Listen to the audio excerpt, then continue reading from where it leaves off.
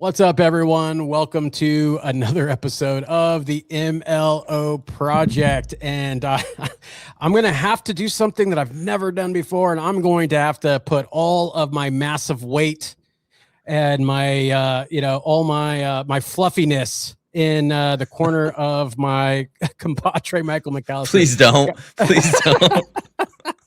He's got to bring the energy today, guys, because I have been down and out with COVID. Apparently, it's still a thing, and my family got hit with it this week. So, like, I'm hurting. I've gotten through it. I was down for the count. Down goes Frazier. That's where I need that sound bite. Down goes me last week. And so, with that, we're gonna have another great episode. But Michael's gonna bring the energy on this one, right, Mike? Woo, doggy. Let's go. Let's go. I'm ready for this. I'm ready for this. You said COVID, and we're bringing and for some reason I immediately thought of like time traveling back to 2020.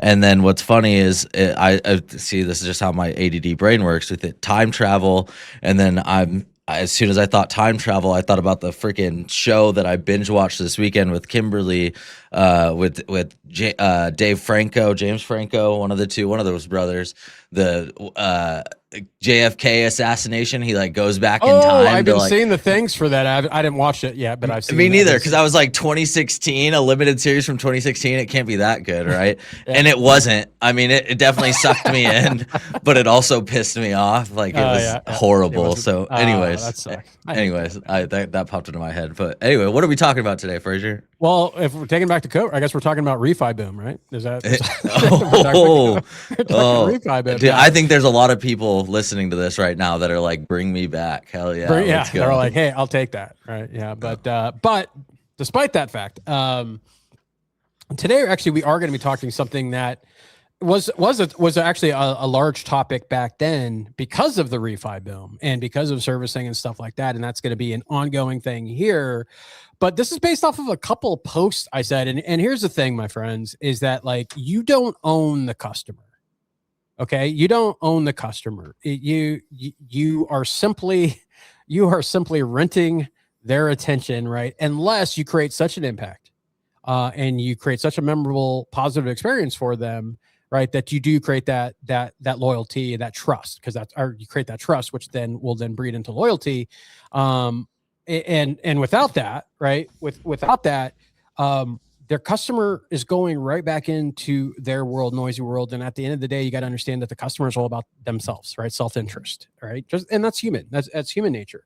But I see these posts about, trigger leads is one thing. And this isn't, and I want to be clear, this is not an episode about trigger leads, but the trigger lead's still happening. Obviously, that law is going to be coming into effect, I think, in the next like 60 days or whenever, I think March 4th, whatever. But that's coming, which isn't going to stop it completely. So that's one thing everyone needs to understand. But they were talking about it in terms of like the mailers and the calls and the servers and things like that. And at the end of the day, there is zero value. There is zero value. And I get wanting to vent, but there's zero value in having a discussion or wasting any brain power on the fact that people that you've worked with get solicited by other people. Zero, and I get it, right? You don't like, especially when it comes to, if you're on the broker side and you're like, well, that lender and they got a retail and this and that. Here's one thing that and I want to get your take on this, Michael. But there's one thing, and I want to carefully put this because I don't want it to come off the wrong way. And I know as a loan officer, you really just focus on your world, which is great, right? You focus on your world of sales and relationships, communications, running a business. But it's also good to really understand the full dynamics of the industry that you work in, right? And so every time when on the broker side, and I let them, when there's like, oh, well, they got retail and this and that and the competition and get it all, right? But here's the thing is that two things. One is that all I would say, I don't know what the percentage is, but this was like a couple of years ago. This was from the NBA, right? It's about 93% of all loans and origination downstream flow through an IMB, right? And so independent mortgage bank. right? So they all flow through an IMB, 93%, right? And so that means they're touch. So regardless of where you put your loans, regardless of what company you work for, regardless of anything, that is what's going to happen, right? Now, on the retail side, same thing, right? When it comes to servicing, right? Or investors or whatever, right? Again, you're working with other IMBs. You're not just like funding all of these things yourselves and putting it on your portfolio, right? No, you're selling it off to Fannie, Freddie, right? Ginny, you're doing, you're any investor, Chase, Wells, right? Wherever. And on broker side, right? UWM, right? Loan Store. And again, and then the process continues. So everything downstream, doesn't matter what channel, you're gonna go through a competitor's network, right? That data. So you don't own it. They're not your clients, right? Now, the mindset of they're treating them like your clients, as in like you treat them as like they're valuable to you. You treat them as like you want to make sure they have a memorable experience and a great, all of that stuff. Sure, you want to own that, but you can't get mad. I mean, yes, you could get mad, but you can't sit there and stop and try to control something that is part of the game, right? That's part of how our system is built. And so you, at the end of the day, have to focus on your controllables, right? And that means make a great impact. And I mean an impact. Make a great impact. Create a memorable experience. Get them to believe that you are the trusted expert for them. You do those things and then build an apparatus around that. It's not going to be 100%, but you're going to fare better than, being pissed off in a Facebook group, right? About a post because a client got called or texted by somebody. And so you just have to and guys, look, I know you're like, oh, well, that's easy for you to say. Guys, that's just competitive nature in sales in general. And when I talk to like the really top, none of them, there's no top producer that I talk to that has ever cared about that, meaning that they don't go crazy when that happens. It's just part of the game. So they build a business that makes that less and less. And I'm talking people that have been in the business 10, 15, 20 years. They're like, it's just part of the business. I don't care. I don't own them. Right. I got to show up every day, just like success. Right. It's not a one-time fee. I got to rinse do every day. Right. I got to do that. And same is with the client experience. So as a former originator and obviously, being in the biz every day, like, so I want to get your thoughts on that. And then maybe how did you look at that if that happened to you as an originator? Yeah, I mean, I think the the mindset, the outlook on this has changed a lot over the last 10 years, at least for me personally. I would say the final nail in the coffin where I gave up that idea came after I was done originating. Like before when I was originating, I don't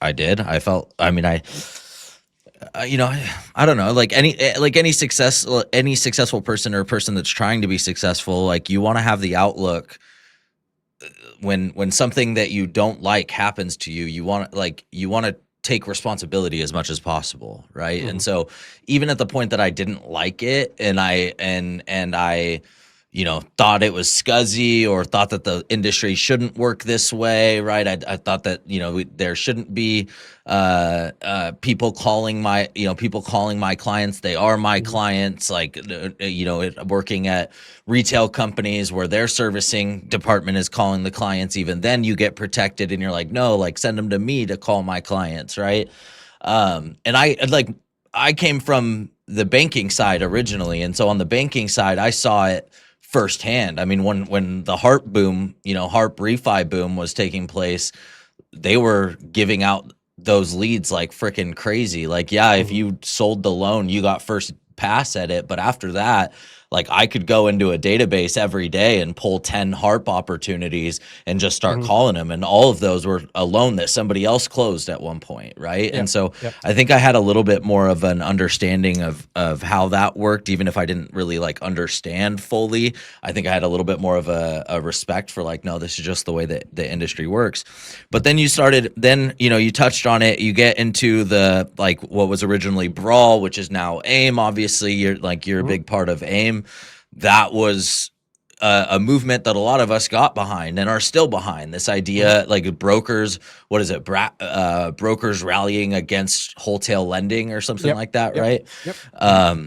and the idea behind that, like I still support that idea. Like you should, like if you're gonna make revenue off of wholesale lending, then like, you know, if I have the ability to choose as a broker not to send business to you if you're also going to then solicit them on the back end. Oh yeah. So then I get on board with that. But then what changed everything for me recently was the Mr. Cooper acquisition. Yeah. That's what changed everything for me, was when me having closed my loan with UWM, servicing got sold to Mr. Cooper, Rocket buys Mr. Cooper, and that was just a full circle moment of like, you literally have no control. You have no idea what's going to happen downstream. And so again, at the end of the day, this comes back to personal responsibility. Like, what can we do about it? What can we do? And the only thing that we can do is, like you said, we can provide a wow experience as much as possible. But more important, like, even if you muff the experience entirely, you still have the opportunity on the back end to rebuild trust and get them back in your corner and make it so that you, like, the best thing that you can absolutely do in your relationship with the client is earn the right for them to call you the first time they think about refinancing, the first time they open a letter and they see a rate that looks appealing, the first time that they start to feel like they're buried in credit card debt and remember that they have some equity in their home, like the first time they see on the TV, like, you know, the interest rates at a level that seem appealing to them. Like, the first time that thought pops into the head, the absolute best thing that you can do in your relationship, and the only thing that you can do in your relationship with them, because to Frazier's point and the point of this episode, you don't own shit in your relationship with these clients, right? The only thing that you can do is earn the right for them to call you when they have that thought. And the way that you do that is by staying in front of them consistently, making sure that they understand that you're there for them, not just when rates go down and not just when you get a hair up your ass and have a slow month and want to call them and try and get them to refinance. Like, the best thing that you can do is show them that, like, you're in their corner always, so that the first time they have that thought, they think of you, they pick up the phone and they call you. That's the only thing that you can do in this situation. And regardless of my experience and how I felt about it when I was originating and all that stuff, like, at the end of the day, my culminative experiences led me to that conclusion, is like, man, you just, like, you got to earn that right. Yeah. No, I think you put that perfectly, right? Earning that right. And guys, look, right now I know there's a lot of loan officers listening to this and probably, you know, not agreeing. Right? At least 4 or 5, at least. Yeah, at least 4 or 5 of our 10-person episode audience is not agreeing and are mad. But here, guys, look, here's where you need. Let me put it this way: you're never going to get a CTC on your feelings, right? Your feelings don't go in the pipeline, right? So regardless of how you feel, and also understand that you got to separate. Like, none of us are saying we're in love with the act of that. We like trigger. None of that. You got to remove the emotions and that piece of it, because ultimately you can't control any of that. And that's not what we're talking about. We're not talking about that stuff is unfair or it sucks or they got more money to do. Like, I'm not talking about any of that stuff. And again, you can't control that anyway. So to try to spend any brain power or time or effort that could be spent doing what we talked about, creating those well moments, you're spending on, you know, venting and like, oh, that sucks at this and that and blah, blah, blah, blah, blah. Right. Like, it doesn't help you go forward. Right. And you can't control it anyway. So, like, why even waste the effort? And, you know, when Mike was bringing up, you know, Brawl and Wholetail, now that, to me, that's a little different, because it's one thing to, you know, to go to a company and that has retail and stuff like that, you know, and you're like, well, be careful about this and servicing. It's another if, like, they're like, oh, look at all these wholesale loans that we got, and now I'm going to put that into a database for our call center LOs to go and, like, try to get on a refi, right? They're recruiting call center LOs going, look at this massive database of wholesale loans we have. Exactly, right? And we've seen that before. So I get that, right? Like, that to me is like, yeah, and you can control not sending loans to them. So exactly. Case closed, right? So I get that piece of it, but it's the same thing with, like, builders, guys. Like, I have listened to loan officers complain about builder incentives for the past 17 fucking years, right? Like, enough. That's just the way it is. Until something changes, it is. And ultimately, you're like, oh, well, you just can't give up. Great. Then put money into an advocacy. Exactly. Like we need those people. We need like activists for sure. We need money and time and attention, but that's not what we're speaking to. We're speaking to the people that definitely aren't doing that. Yeah, exactly. Because they're spending that time complaining in a Facebook group. Like spend that time writing a letter to your senator, and like we're behind that wholeheartedly. Yeah, if you want to spend time to try to change it in effect and like that, or give money to a PAC or advocacy or whatnot, then okay, right? But ultimately, like, why? I don't understand how this is legal. Well, you haven't understood how it was legal for the last 15 freaking Facebook posts about you complaining about builder incentives and they're using their lender and stuff. I get it. I don't like it either. But here's one thing that everyone needs to understand. When we do the stuff for the trigger leads, right? Which has an effect on the rising of credit report. It's not a 1-to-1, so I'm not saying that, because that train was already down the track before the trigger leads bill happened. But again, money's going to be found somewhere. Right? Unless this is your first day in American business, like money finds a way, right? And business finds a way to make money. It's just that simple. And so it's got to come from somewhere, right? It's just like when people go like, oh, you get these pricing incentives or you get recruiting bonuses, like that money has to come from somewhere. And like businesses are not in here we're for profit in this industry. And we just have to realize that and understand that. And yes, it's emotional and yes, it sucks. And I'm not saying that it doesn't. I'm not saying that you shouldn't vent once in a while or whatever. But like, if you're really going to spend effort complaining about all these things that is you chose to be in the world where all of this is just how things are, right? Then it's like, how do I change? Not the fucking industry, because you're not going to do that unless, again, you spend time lobbying or, giving to a PAC or money. And very few people actually do, right? From an individual loan officer standpoint. So you're either going to do that, right? Or you're going to double down on running a business and being the best fucking loan officer you can, right? And doing everything that you can to make sure that those customers feel that you are the trusted expert, that you are the one that's going to be able to help them, not the Veterans United, not the Rockets, right? Not the betters, not all the, not all the call centers, not all those, Marisave and all those other, that you are the one. But here's the thing. It's not going to do it by you sitting at your desk with your legs up, hoping that they're going to remember you, right? Not going to happen. You have to be active and out there every single day. You may not like it. You may not like you're still romantic about the way things used to be, but it is a new world. And I'm telling you, this mindset of that you owning the customers and this and that is not going to help you achieve success in 2026. You could freaking take that to the bank. To the bank. Yeah. So the bank. A couple thoughts really quick on like things, like actionable things that you can do. If you're listening to this, if you're like, yep, great, Frazier and Michael, you're really good about bitching to us and about us. But what do we actually do? At that, by the way, we're fucking awesome at bitching about you guys. We're freaking what do we actually do? So a couple of things that I've really liked. I mean, honestly, the biggest, I'm just going to name one and I'll kick it over to Frazier. The biggest, most powerful way to stay in front of your clients, in my opinion, today is strike rate conversations. Strike rate conversations, period. Like having that conversation, we at the High Table Mastermind, pretty much everybody came out of that committed to having that strike rate conversation with their database. But one in particular was really powerful because this guy's been in the industry a long time. He used to head all of wholesale lending for new res, so he knows this industry. He had us program into his post-close workflow at 30 days, having the loan officer reach out and have the strike rate conversation at 30 days, which is crazy to me. Like that's ballsy. Like I don't know that I could do that, but like that's the power of that conversation and how we're approaching that conversation.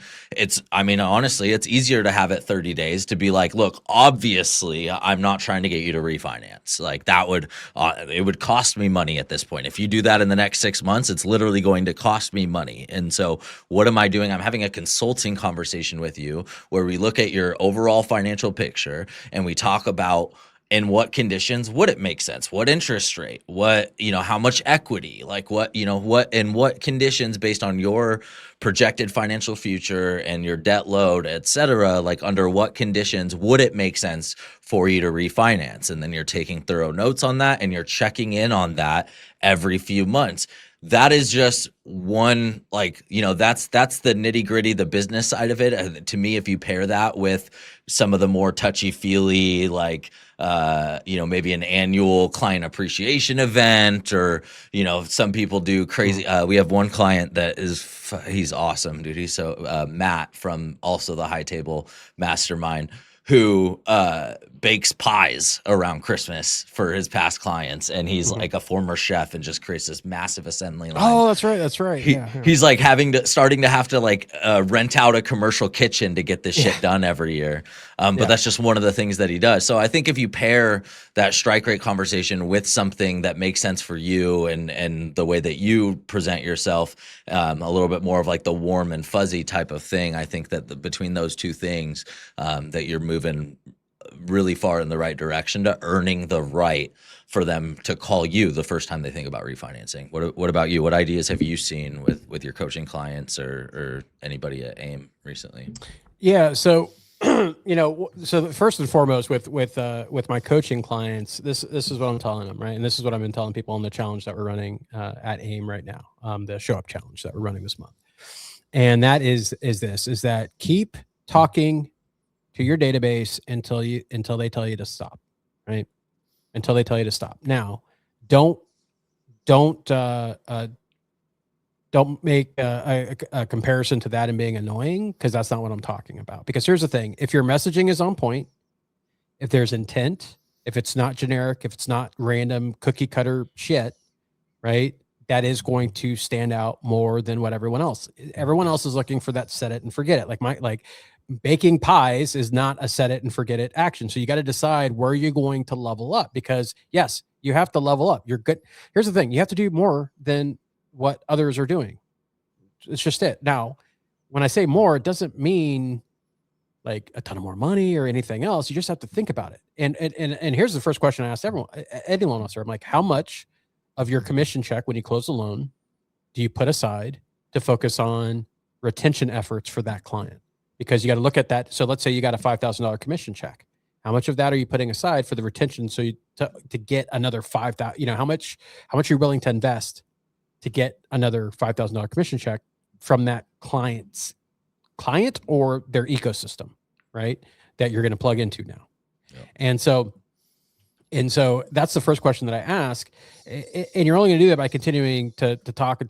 But ultimately you gotta think about things that are going to be meaningful to your clients, right? So the strike rate, obviously we've talked about that. We did an episode on that. Barry's talking about that. Jonathan Dassar, all the big players are talking about those, because that's what they do. That's just part of it, because because they understand what we talk about all the time. And then that's, you make your money by having conversations, right? So how do you do that? And so, that whether it's the movie theater, renting out a movie theater, that's a popular one. Having barbecues, right? Or get parked, kind of like what you would do for like an office party or a barbecue. So you do little, weekend things, get-togethers and stuff, people so they can meet. The best thing that I've ever seen a loan officer, actually, sorry, it was a real estate agent that did this.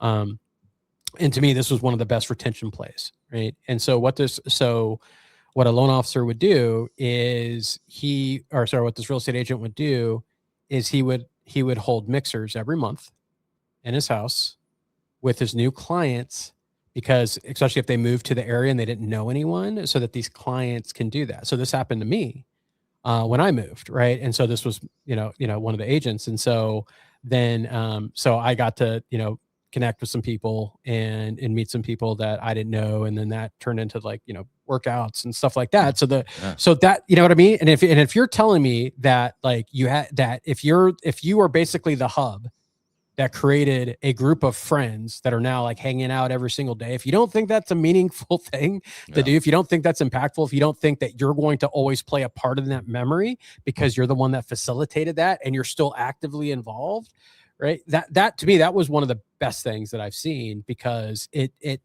hit so many different levels, but ultimately it created that stickiness. And so that was one of the things that you could do. But if you're listening to this, I want you to take what we're saying and thinking about, all right, so connection, relationship, memorable, right? Impact.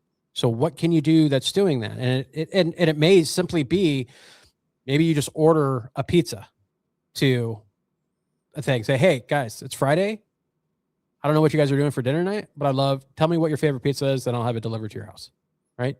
Why not do that? And let's say whatever, it's like that's like $25, right? You do that once a quarter, whatever. And again, this is accounting that you're putting money aside for retention efforts.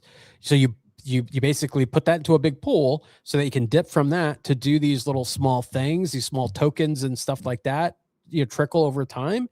And that's what compounds, right? That's what compounds. And so when you do the reach outs, when you actually do, you're like, hey, I'm actually prospecting on this call. Obviously, I'm not going to take away the relationship or connection aspect of it. But during this call, I'm going to ask for something. I'm going to ask for an introduction. I'm going to ask for a review. If for some reason they haven't given me a review, I'm going to ask, something that's going to maybe push this forward to a deeper conversation about a refi or something down there, right? So that's what gives you the ability to do that. But you have to build up that goodwill so that it's just part of the game.